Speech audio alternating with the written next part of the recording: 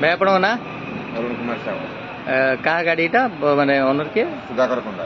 ଆହା, କେମିତି କ'ଣ ଚାଲିଛି ଗାଡ଼ି, କେମିତି ଲାଗୁଛି ଚଲେଇଲେ? ଗାଡ଼ି ଚଳିଲା ଆଜ୍ଞା ଭଲ ଲାଗୁଛି, କମ୍ଫର୍ଟ ଲାଗୁଛି, କିଛି ପ୍ରୋବ୍ଲେମ୍ ଆସୁନି।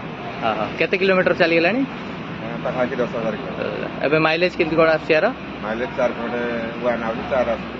4.1 ଆସୁଛି। ଆଉ ମାନେ ଅନ୍ୟ ଗାଡ଼ି ତୁଳନାରେ କ'ଣ ଲାଗୁଛି? ମାନେ ଅଶୋକ ଲେଲାଣ୍ଡ ଆପଣ ଚଲେଇଥିବେ, ଏଇଟା ଚଲେଇଥିବେ, କମ୍ଫର୍ଟ ଲାଗୁଛି, ଭଲ ଲାଗୁଛି ଚଲେଇବା ପାଇଁ। ଚଲେଇବା ପାଇଁ କମ୍ଫର୍ଟ ଲାଗୁଛି।